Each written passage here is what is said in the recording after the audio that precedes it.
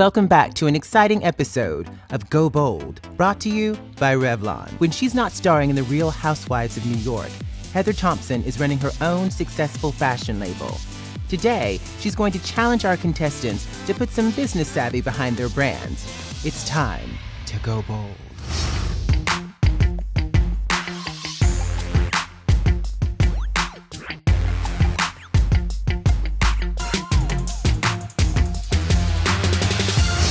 Hello, ladies. Are you ready for business? Ready. Yes. To succeed as an entrepreneur, it takes a combination of business sense and drive to turn an idea into a reality. Today, I brought in a mentor provocateur who is a TV personality, businesswoman, and overall go-getter. My name is Heather Thomson. I am the founder and chief creative officer at Yummie by Heather Thomson. I think one of the most important pieces of advice is don't forget who you are and why you got into this. If you're gonna be an entrepreneur, you must love what you do. I always say it's only work if there's someplace else you'd rather be. I love what I do, and I can vetch about it, but the bottom line is I'd be lost without it. Whatever industry you're in, play fair. You know, your own integrity and what you stand for is really important. And last but not least, fail fast. You're gonna fail. And I always say it's only a mistake if you make it twice. The first time it's a lesson. Hi, Heather. Hi.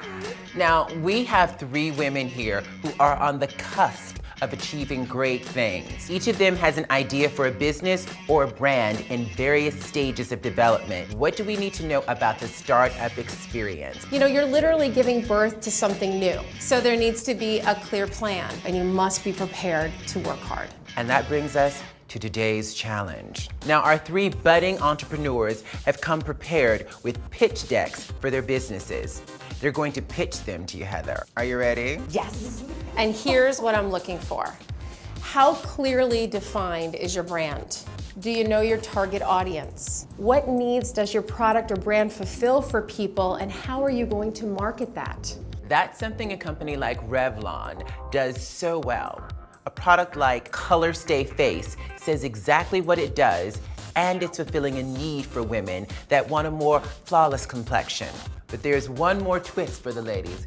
That's right, there is. Being able to handle constructive criticism is crucial for entrepreneurs, but also equally important to be able to give it. So we want you to critique each other's pitches right along with me today.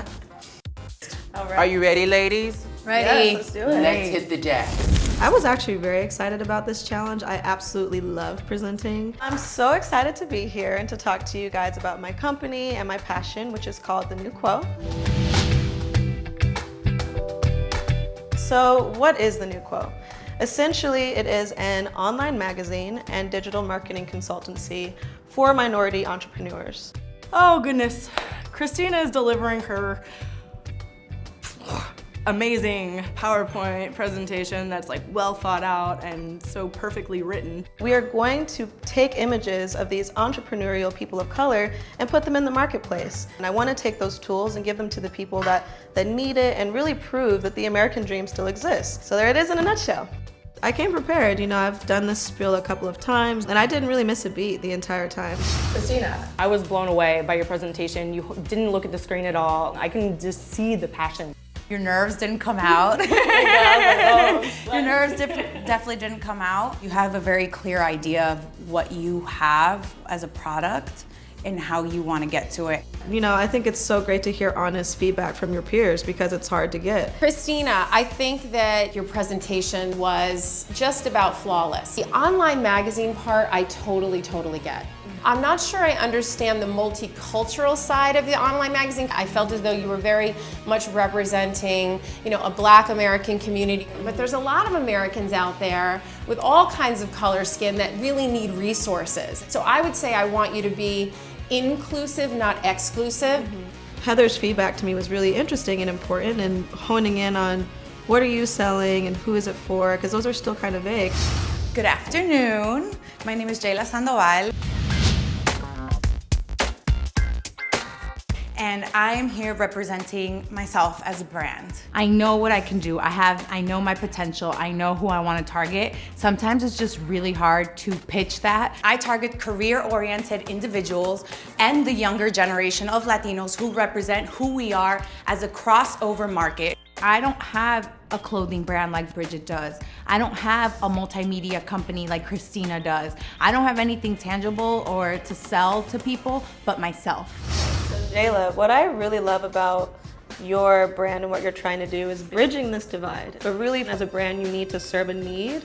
And I think in your presentation, it wasn't quite clear, but I know that there's a need there. It just needs to be teased out a little more.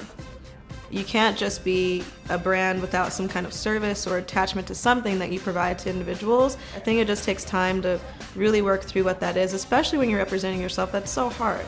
I do understand what you're wanting to do, but I don't know like what your ultimate direction would be. Like, so you bridge it, and then what do you do? I just really hope that I see her build her brand in a way that maybe she doesn't need to do a hard good or some kind of thing that she can sell, but she can use herself in general as a platform for other people so that she is that bridge. Selling yourself as a brand is not easy at all. And you have that part nailed down. You can sell yourself. I just wasn't clear on what you were offering. Like if you were selling me to be my spokesperson for Yummie, other than hitting the Latino market and the fact that you feel like you have followers, I wasn't sure what else you would do for me.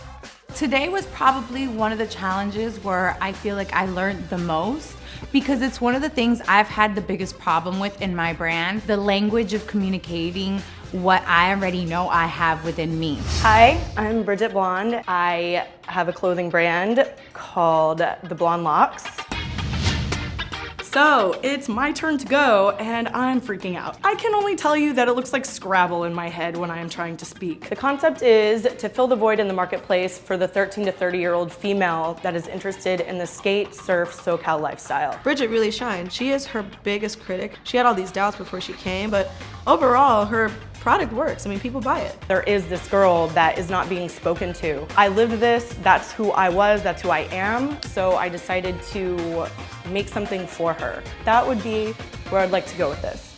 I actually really love your brand and think that you have something very special. The one thing I think you can really push into, especially with the lifestyle stuff, is boiling it down to like adjectives. And you can shape all those lifestyle things, the events, the playlists, all of that around that. You have a phenomenal brand and you just have to be more confident in yourself. And sometimes it takes away from like the awesomeness that you really already have inside of you. You might not fall in love with Bridget, but you might fall in love with her brand. Same thing with Christina. You might not like the way she runs things, but you love the concept of her company. I actually thought that the girls were gonna be really harsh on me because I felt that my delivery is kind of spacey. It's kind of like all over the place. I think the hardest thing when you're a creative person is to stay focused. Even though you're not a very comfortable public speaker, when you're talking about your passion, you don't need the script. You call yourself a lifestyle brand, and a lot of people overuse the term lifestyle brand.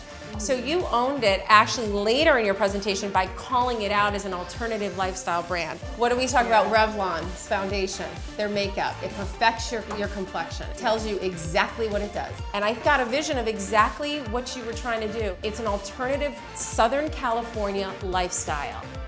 And I think you should put that in your tagline. I knew that they would be able to see that I know who I'm selling to, I know what my brand is about, and I know who I am, and I know where I want to be. Welcome back, ladies. I hope you all got some great takeaways for your business concepts today. Heather, who do you think is our winner? Bridget, I chose you. Although nervous in presenting, she was the most focused with her business plan and outline for her goals and what she needed.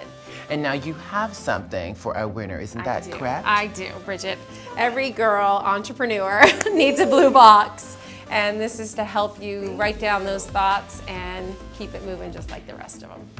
Oh, so I walked in today thinking I was already defeated, and I won. Trust me, I'm not too comfortable in the winner's seat, so just so everybody knows, I don't think I'm gonna keep winning, but I might. Congratulations again, Bridget. Now I want to hear what you think. Vote on who showed the most potential as an entrepreneur and leave us your comments. Until next time, remember, go bold.